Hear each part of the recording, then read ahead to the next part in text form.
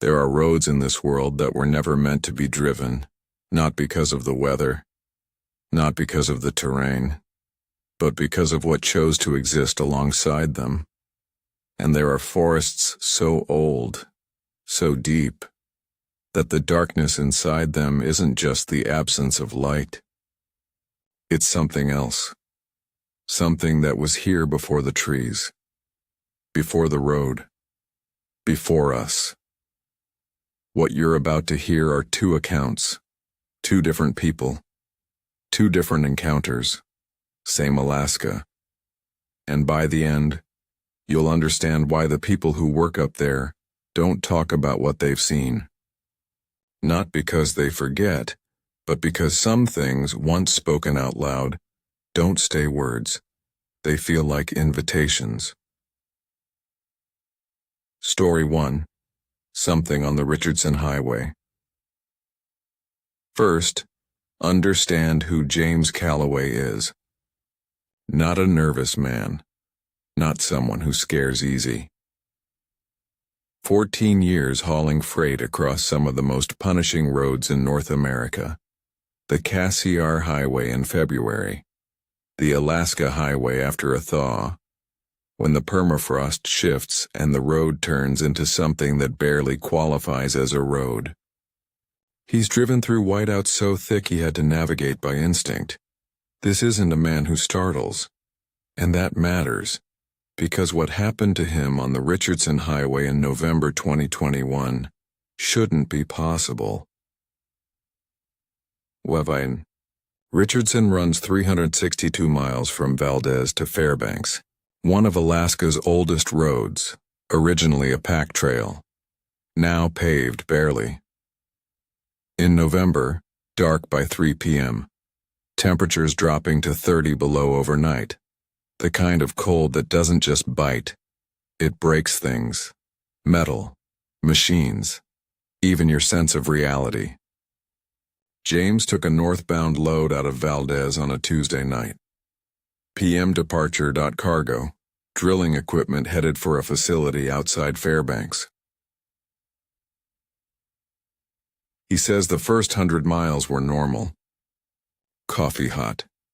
Radio playing, something he can't remember now. The Chugach Mountains rising on both sides like walls with no tops.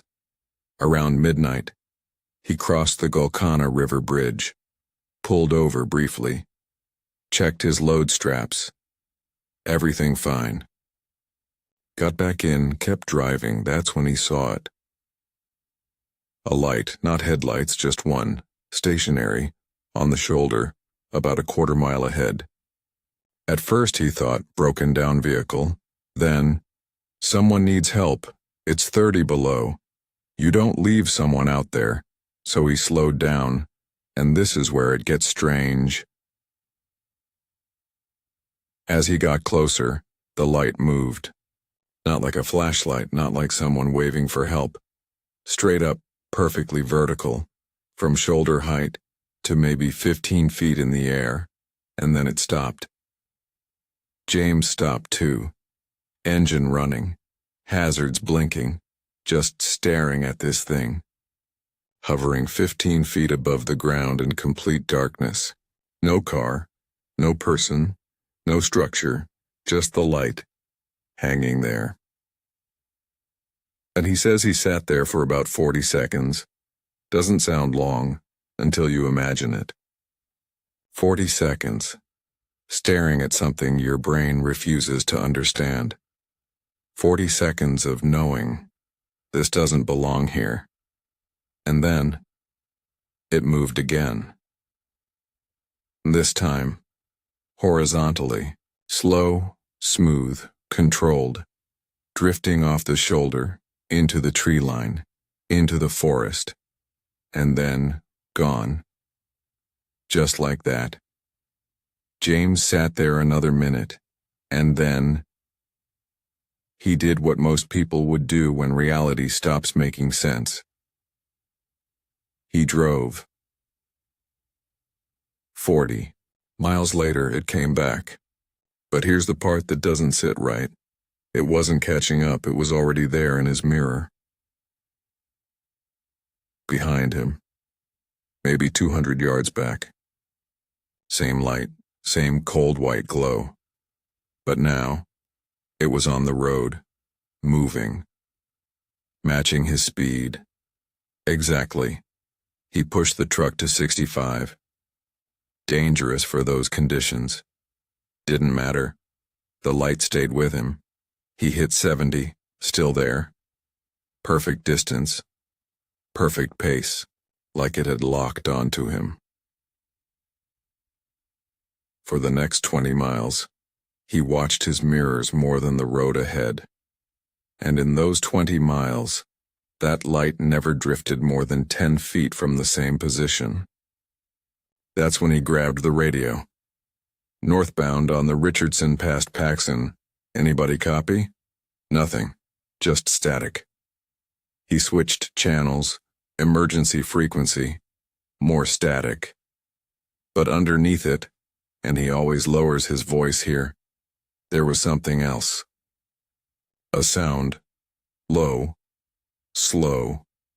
Rhythmic. Not mechanical. Not interference. The closest thing he can describe. Breathing. But wrong. Too deep. Too slow. Like something massive was right there with him. He didn't stop again. Not once. 3 straight hours of driving, hands tight on the wheel, eyes forward, then mirrors, then forward again. The light stayed with him past Delta Junction, past the Tanana River, all the way toward Fairbanks. And then, as the faint glow of the city appeared on the horizon, he checked his mirror. Nothing. Gone. No fade. No movement. Just gone. He pulled into the facility at 4:47 a.m., sat in the truck for 20 minutes before he could even open the door. Inside, the dispatcher took one look at him and said, "Richardson run?" James nodded. Then the dispatcher asked, calmly, "Anything follow you in?" And just like that, this stopped being a one-time event. The dispatcher didn't explain much. Just said enough to know you don't run that road at night if you can avoid it, and enough to know whatever it is doesn't come past the city. James never pushed further. He didn't need to. He still drives. Different routes now. Daytime when he has to take the Richardson. But what stays with him isn't the light, it's the timing. Because that thing wasn't behind him for those 40 miles. It went somewhere else, did something else, and then came back. On purpose, think about that. Part 2. The thing in the Kuskokwim forest. But Marcus Webb doesn't use the word afraid lightly. Former search and rescue. 8 years in Alaska's wilderness. He's seen things most people never will and handled them.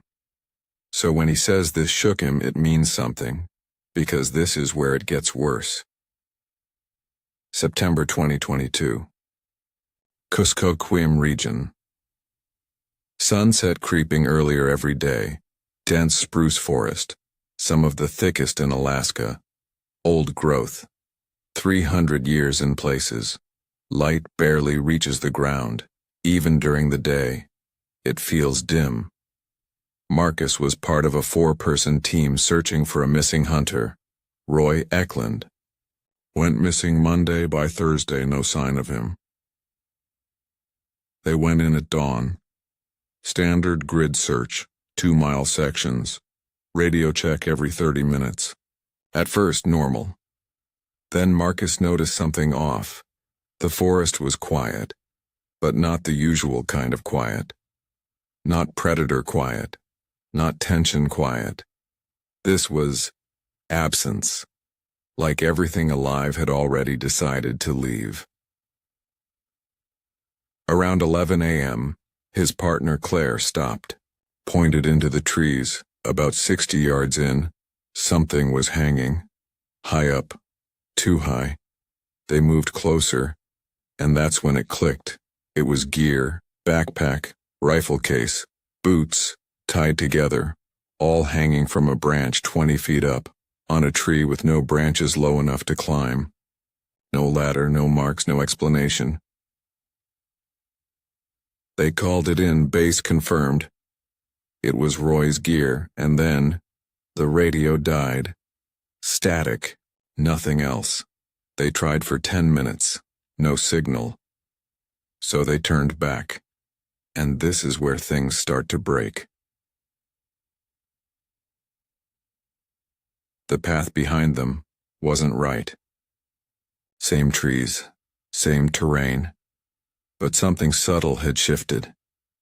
The light was coming from the wrong direction. They'd been heading east, now going back west. The light should have been behind them. It wasn't. It was coming from the north. Marcus checked his compass. The needle was spinning. Slowly, endlessly, like north didn't exist anymore. Claire checked hers. Same result, and neither of them said a word, because saying it out loud would have made it real. They picked a direction. Downhill, water leads out, that's the rule. They walked. 20 minutes. Then Marcus heard it, behind them. Footsteps. Heavy, slow, deliberate, not animal, not anything he'd ever heard before. Bipedal, 2 feet, and the stride, too long, unnaturally long. They stopped. The footsteps stopped. They walked. The footsteps walked. Perfect mimicry. Claire leaned in and whispered, "Don't look back." Marcus asked why, and this is the moment everything changes. She said, "Because I already did. Pause, and I don't want you to see it." That's not something you ignore. But he did. Because some instincts you listen to without question. They kept walking. 40 minutes. The footsteps never left, never got closer, never fell behind, just stayed. Like it had decided, this is what it was doing now. Following them. Waiting. And then they reached a creek, and the moment they stepped into it, the footsteps stopped. Instantly, like there was a boundary. They followed that creek for 2 miles, didn't speak once, until the trees broke, and base camp came into view. The team leader walked up, looked at them carefully, then asked, "Which direction did you come from?" Marcus told him. The leader paused, then said, "We lost contact with 2 other teams in that same area today. They came out on their own, but neither of them will go back." Almari. Roy Eklund was never found. Official report. Exposure, case closed. But Marcus filed everything. The gear, the compass, the footsteps. Logged, ignored. He still worked search and rescue, just not there. Never there. And Claire never explained what she saw. Marcus asked her once. Later that night, safe place, bright lights, coffee in hand. She looked at him and said, "If I describe it, you'll see it too. Every time you close your eyes. And I won't do that to you." And that was the end of it. 2 stories. Same place, same pattern. Something that follows. Something that observes. Something that decides when to engage and when to stop. But here's what should really bother you. Neither of these things acted randomly. They behaved with intent. The dispatcher, already expecting something to follow. Claire, refusing to describe something not out of fear for herself but for someone else because she knew some things don't stay contained. They transfer. There are roads in Alaska people don't talk about. Not officially, just unavoided. There are forests teams quietly stop entering. No announcements, just changes, redirections, unspoken rules. And those rules don't get written down, they get passed on, the way real warnings always do, quietly, carefully. From one person to another. Don't go there at night, no explanation, because explaining costs too much. I'll leave you with this. Marcus told me he didn't think what followed them wanted to hurt them. He said, it felt curious, and somehow that was worse, because curious things eventually get answers, and he doesn't know what that answer looks like, or what it takes from you when it finally decides to find out. He stared into his coffee for a long time, then said, I just know I don't want to be there when it does. Neither do I. And after hearing this, you probably don't either.